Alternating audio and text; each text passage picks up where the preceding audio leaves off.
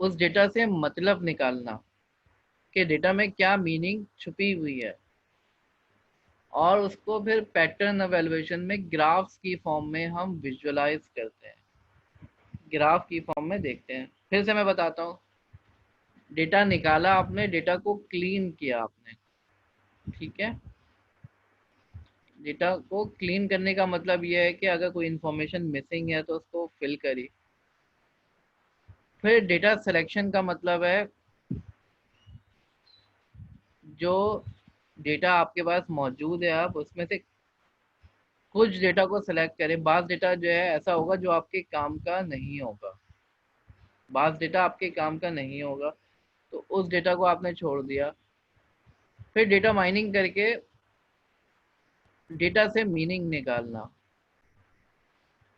Data से meaning निकालना, और उसको पैटर्न एवेलुएशन में हम ग्राफ्स की फॉर्म में विजुअलाइज करेंगे।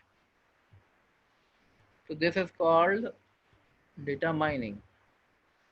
ठीक है, डेटा इंटीग्रेशन क्या होती है अभी बता देते हैं बेटा।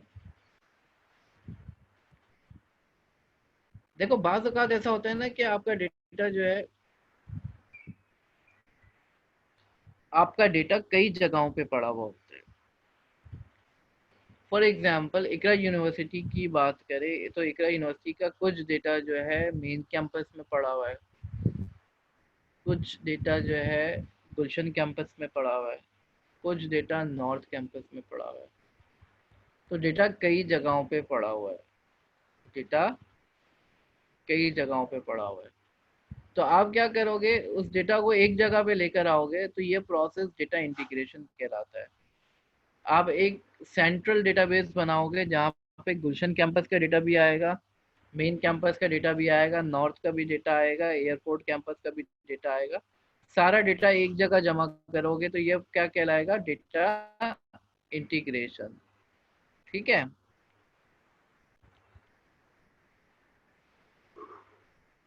डेटा क्लीनिंग भी समझा दिया मैंने। डेटा सिलेक्शन का मतलब है काम का डेटा निकालना।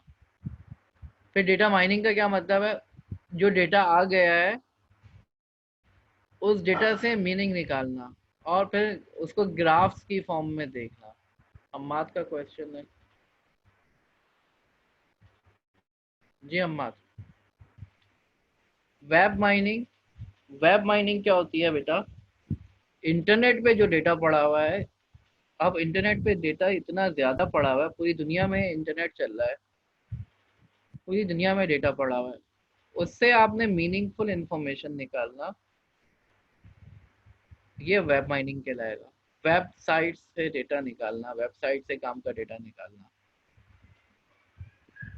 ये वेब माइनिंग कहलाता है। ठीक है। तो वेब माइनिंग में भी आप डेटा क्लीनिंग करोगे कि डेटा अगर नॉइजी है, डेटा में नॉइज हो सकती है ना। फॉर एग्जांपल किसी को बोला कि अपनी डेट ऑफ बर्थ डालो।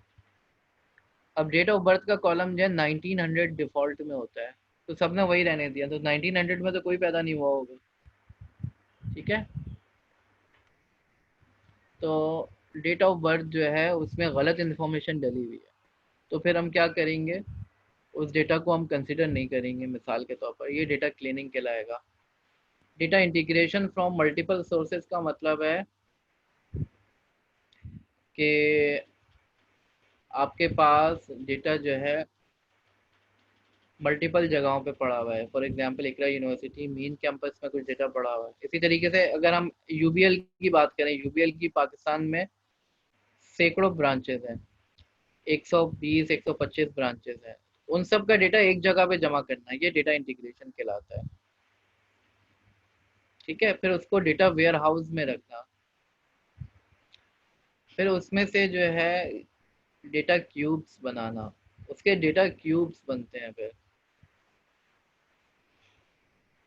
डेटा क्यूब्स का मतलब है, फॉर एग्जांपल अगर आप डिपार्टमेंट वाइज डेटा देखना चाह रहे हो, अगर आप एयर वाइज डेटा देखना चाह रहे हो, अगर आप एम्प्लॉय वाइज डेटा देखना चाह रहे हो, डिफरेंट तरीक़ों से आप डेटा देख सकते हो ना।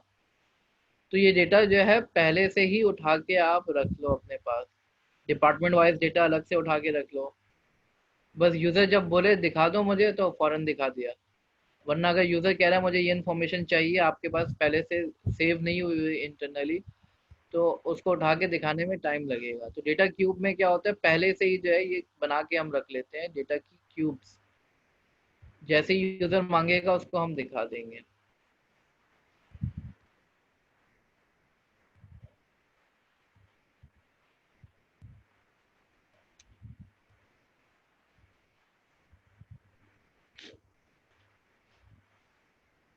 अच्छा, डेटा क्यूब्स क्या होता है अभी मैं एक्सप्लेन करता हूँ बेटा।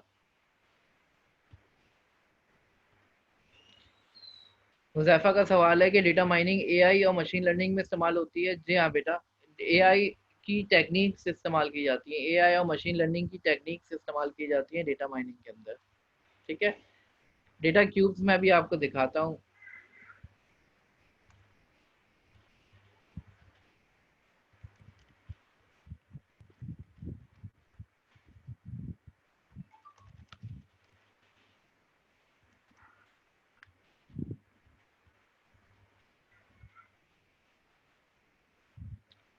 फॉर एग्जांपल ये एक डेटा क्यूब है, आपको दिख रहा है। आपने जो है टाइम वाइज, प्रोडक्ट वाइज और लोकेशन वाइज डेटा उठा के अपने पास रख लिया। ठीक है, ओरिजिनली आपके पास डेटा इस फॉर्म में नहीं था, लेकिन इस फॉर्म में आपने डेटा बना के अपने पास रख लिया, कैलकुलेट करके रख लिया। कैलकुलेशन में ताकि टाइम ना लगे, रन टाइम पे टाइम ना लगे, तो आपने ये कैलकुलेट करके रख लिया। तो ये जो है डेटा क्यूब्स कहलाएंगे। ठीक है, इसी तरीके से ये एक और इन्फॉर्मेशन आ रही है। मुख्तलिफ तरीक़ों से जो है आप डेटा को रख लें।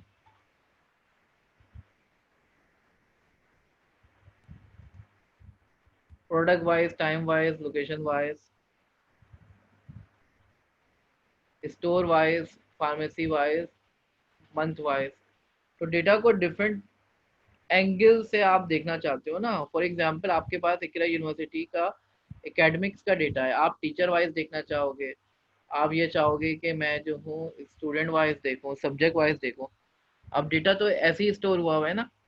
सब्जेक्ट वाइज देखने के लिए आपको क्या करना पड़ेगा, कैलकुलेट करना पड़ेगा सब्जेक्ट के हिसाब से।